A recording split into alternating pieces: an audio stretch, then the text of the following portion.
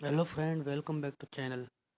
आज हम पढ़ने वाले हैं अलसी की संपूर्ण जानकारी जो jet agriculture supervisor BSU ICR agriculture 12th में बहुत ही महत्वपूर्ण है। इससे बहुत से क्वेश्चन आते हैं, तो आज हम अलसी के बारे में पूरा पूरा पढ़ेंगे। इससे पहले हम अपना कल का क्वेश्चन देख लेते हैं। किसान कॉल सेंटर की स्थापना कब हुई? तो इसका राइट आंसर ये है, ऑप्शन नंबर डी इसका राइट आंसर है। किसान कॉल सेंटर की स्थापना 2004 को हुई थी। तो शुरू करते हैं। आज हम अलसी पढ़ने वाले हैं। आप सभी जानते हैं कि ये अलसी हैं। चलिए शुरू करते हैं। अलसी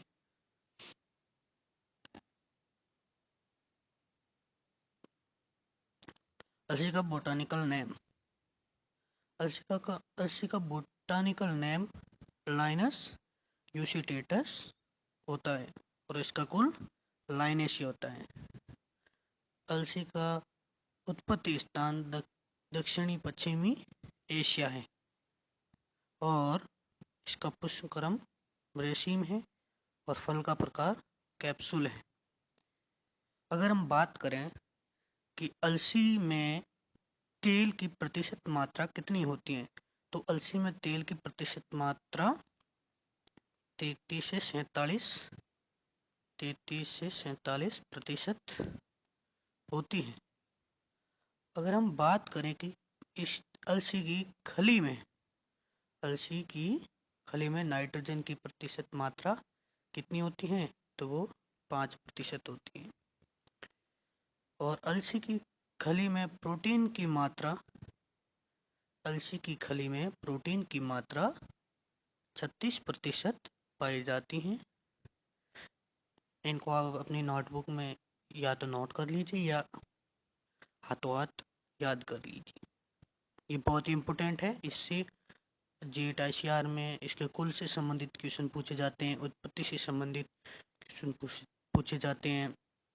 कभी कभी पुष्पक्रम के बारे में आ जाता है, तो आप इसे जरूर नोट कर लीजिएगा। अलसी एक द्विप्रयोजनी फसल है।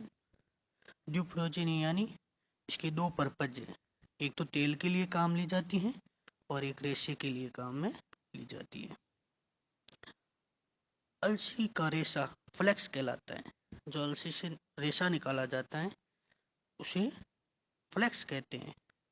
अलसी के तेल में ओमेगा 3 फैटी एसिड वसी अम्ल पाया जाता है जो हृदय रोगियों हेतु उपयोगी है। फ्रेंड्स, अलसी के तेल में ओमेगा ओमेगा 3 फैटी एसिड वसी अम्ल पाया जाता है जो हृदय रोगियों के लिए उपयोगी है। ये एक ये एक ऐसा तेल है जो हृदय रोगियों के लिए बहुत ही उपयोगी होता है और इसके डॉक्टर सलाह देते हैं कि जो भी हृदय रोगी हैं वो इसका यूज़ करें, क्योंकि इसमें कोलेस्ट्रॉल की मात्रा कम पाई जाती है, इसीलिए इसका सजेशन दिया जाता है। अगर हम इसकी बुआई की बात करें तो अलसी का बुआई समय अक्टूबर और नवंबर है। अलसी को अक्टूबर और नवंबर में बुआई की जाती है। और इसकी बीज दर की बात करें, अगर दाना लेना है, हमें अलसी का दाना लेना है, तो हमें इसकी बीज दर 15 से 18 केजी रखनी पड़ेगी पर हेक्टेयर। हेक्टेयर में बीघा कितना होता है? 4 बीघे होते हैं। स्टूडेंट को काफ़ी कंफ्यूज रहता है कि एक हेक्टेयर में कितना बीघा होता है, लेकिन एक हेक्टेयर में बीघा 4 होता है। हाँ, 3 पॉइंट कुछ समथिंग लाइक 9.5 के आसपास होता है और इसे हम 4 कह सकते हैं। कहीं 4 और लिखा होता है, कहीं ये 3.95 के आसपास लिखा होता है। तो एक बीघे में और एक हेक्टेयर में कितने वर्ग फीट होते हैं? 10,000 वर्ग फीट होते हैं। तो ध्यान रखिएगा। इसकी बीज दर कितनी लेंगे? दाने हेतु 15 से 18 kg पर हेक्टेयर लेंगे। अगर हम रेशे के लिए इसकी बुआई कर रहे हैं तो 20 से 30 kg पर हेक्टेयर इसकी लेंगे। ये इसकी सीड रेट है। कहीं कहीं आपको सीड रेट लिखा दिख जाएगा। इंग्लिश में बीज दर को सीड रेट ही कहते हैं। मैंने इसमें स्पेसिंग नहीं बताई, इसमें इतने इम्पोर्टेंट नहीं है स्पेसिंग, और देखने ज़रूरी भी नहीं है स्पेसिंग, तो इसलिए आप सीधा सीड रेट याद कर दीजिए, वही काफ़ी है, और सोविंग टाइम याद कर लीजिए, वही काफ़ी है। वैरायटी इसकी जवार 23, चंबल, त्रिवेणी, मुक्ता प्रमुख वैरायटी है इसकी। शिखा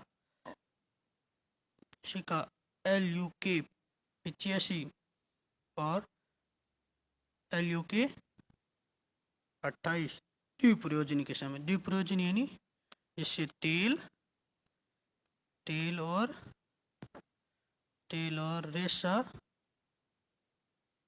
रेशा दोनों निकाला जाता है, द्विप्रयोजनी। और नीलम और शारदा। रेटिंग रेशे को छोड़ाना एक प्रक्रिया होती है जिसे रेशा निकालने के लिए ये प्रक्रिया की जाती है। रेटिंग का तापमान, सनई में रेटिंग का तापमान 27 डिग्री सेल्सियस के आसपास रखा जाता है, जूट में 24 डिग्री के आसपास रखा जाता है, और अलसी में 40 डिग्री के आसपास रखा जाता है। और स्ट्रिपिंग भी की जाती है, अलसी में स्ट्रिपिंग की जाती है, रेशे को अलग करना। ये प्रक्रिया अलसी में रेटिंग व स्ट्रिपिंग दोनों ही की जाती हैं। ये दोनों प्रक्रियाएं अलसी में की जाती हैं। तो फ्रेंड्स, ये छोटा सा मैंने अलसी का पार्ट लिया। इसके बाद में कुछ और क्रॉप्स लूँगा, जो जैसे जवार, सोनामुखी, और कुछ औषधीय पर्पज भी ले लूँगा। इस तरह आपको क्लास देता रहूँगा। और ये इस क्वेश्चन का उत्तर आपको कमेंट में देना है। धनिये का उत्पादन सर्वाधिक राजस्थान के किस जिले में होता है? इसमें आपको राइट आंसर कमेंट में देना है। तो फ्रेंड, आज के लिए बस इतना ही। अगले वीडियो में मिलते हैं, और आपको कमेंट में ज़रूर बताना है कि इसका राइट आंसर क्या होगा, और मैं अगली बार कुछ और क्रॉप्स के बारे में लेके आऊँगा, या क्वेश्चंस बनाऊँगा, कुछ अच्छा करने की कोशिश करूँगा। तो गुड बाय, टेक केयर, मिलते हैं अगले वीडियो में।